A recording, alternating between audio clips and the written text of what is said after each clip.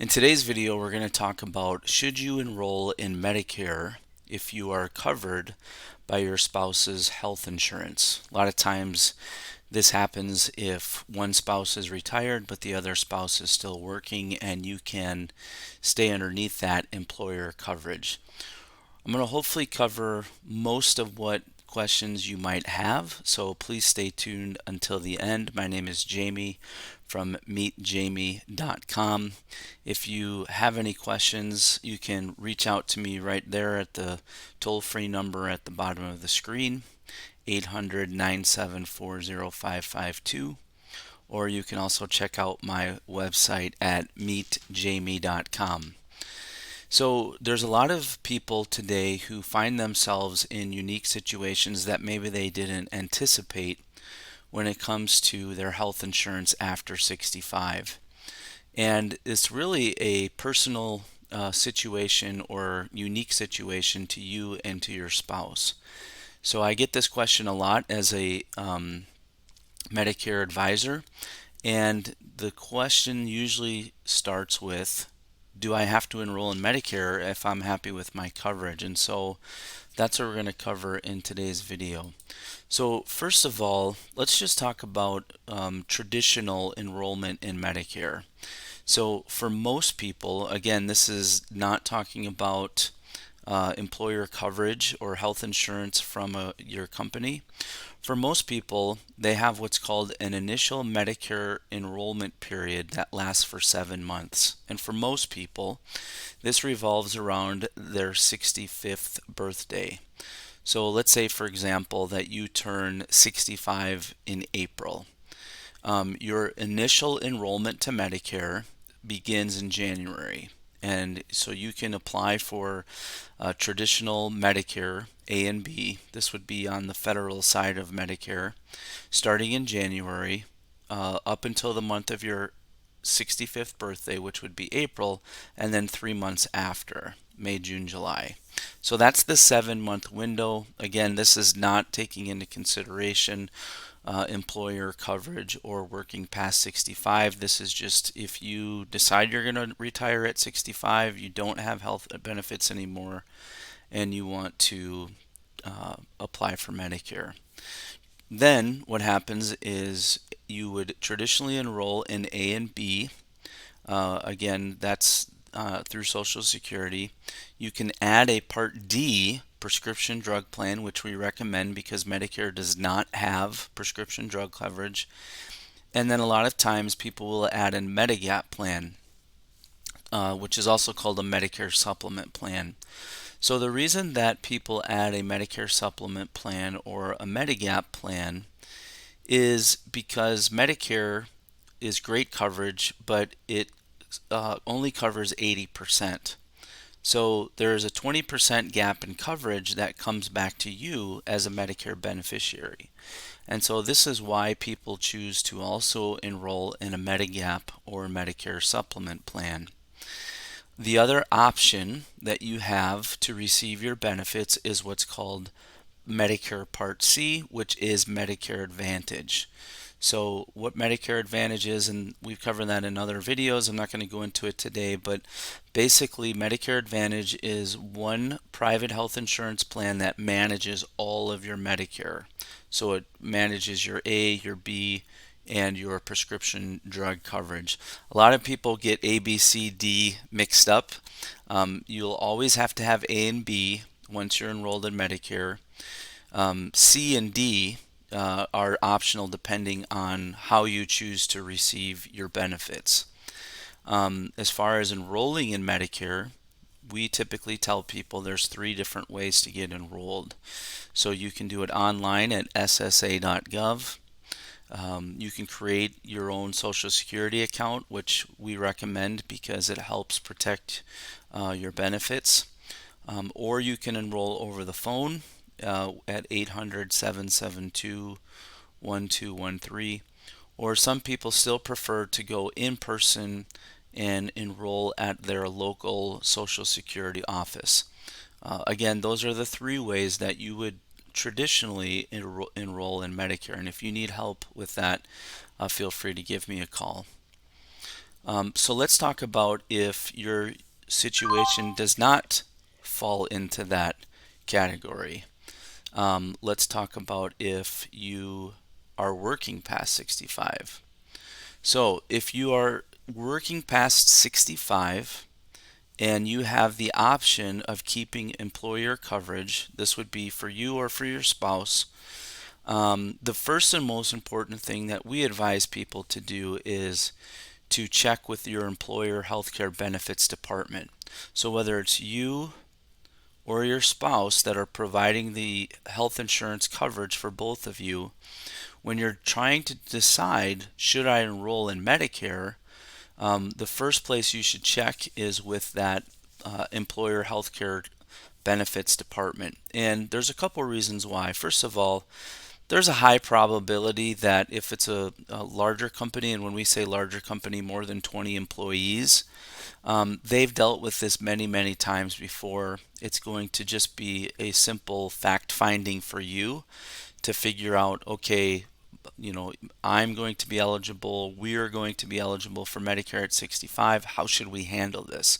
And they're just going to be a great resource for you. When I have people in my office here or do a call with people, I'll say, hey, do you know who the person is at your work that helps manage your health insurance? And 9 times out of 10, they know exactly who it is and how to get enrolled or get in touch with them to decide about getting enrolled. So then, depending on that, you may or may not enroll in Medicare when you turn 65. Depending on what they tell you, you may enroll in only Medicare Part A when you turn 65, or you may delay Medicare altogether until you lose coverage. Again, each person's situation is different because each person works at a different place, and how that employer handles those benefits for people who are 65 and eligible for Medicare will really depend. This is why it's so important that you check with the employer of where you or your spouse works and find out from them. Say, I'm eligible for Medicare coming up on my 65th birthday. What should we do? So hopefully that answers your question. So then let's say you find out you don't need to enroll in Medicare because you're going to be able to continue to get that coverage through your employer plan depending on what they say. Then it's just a matter of making sure that you avoid potential late penalties. And so the way that you avoid having late penalties with Medicare if you delay your enrollment is you want to make sure that you have what's called credible coverage and can delay enrollment. So let's say that you go to your employer or your spouse's employer, you talk to the person in charge of the benefits for health insurance, they say this is what you need to do. If you delay that enrollment and you decide down the road to get maybe you lose the coverage, maybe you retire, whatever the case is, they're going to have to provide for you some sort of letter of credible coverage. Again, these companies, especially larger companies, they've dealt with this, before. They'll just provide you with documentation just saying this person has had credible coverage with our company for this period of time, and usually that will just cover the whole time that you could have been on Medicare. The other thing you're going to want to make sure is that the coverage for your prescriptions is considered credible by Medicare. Again, you want to check with the HR department, healthcare benefit provider, and just say, I want to make sure that my current prescription drug coverage is considered credible in Medicare's eyes. And again, you'll just want to make sure that eventually you're able to get that written proof of your credible prescription drug coverage. So this is why it's important as you come into being eligible for Medicare that you really know, again, who is this person that's in charge of this process at my employer or my spouse's employer, and you build a relationship with them. You view them as your go-to resource. Because here's the reason why.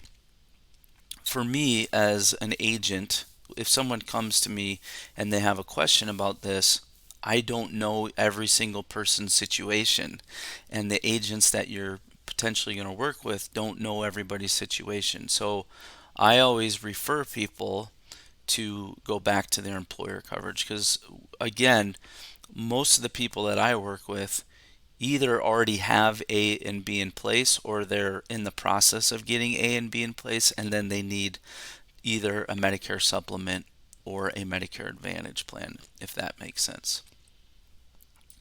Okay, so if you choose to delay your Medicare enrollment until later, you will and you have credible coverage. So again, if you delay enrollment due to credible coverage, and down the road you retire, you lose that benefit, whatever the case may be, you will have what's called a special enrollment period of 8 months that begins when coverage ends. And so let's say your coverage ends in June. Starting from July, including July, you'll have 8 months to figure out how to get your Medicare in place. So during this time, you can enroll in A, B, D, or C. Again, remember, C bundles A, B, and D together. And again, as you come into that process, the best thing you can do is speak with the healthcare benefits department providing you that employer coverage right now. And it's important to, I would say, do this in advance. A lot of people, when they're trying to figure out how long they're going to keep working, because this happens a lot, right? And you're trying to decide, don't wait until the last minute. Don't wake up on, March 30th and decide I'm going to retire April 1st and now I need to get all my Medicare benefits in place. You want to plan this ahead. You want to be proactive so that there's not a lap or gap in coverage with your health insurance. Because again, as we age, health insurance becomes all the more important. So, hopefully that answers your question. If you do have more questions, again, you can reach out to me at 800-974-0552. You can visit my website, meetjamie.com.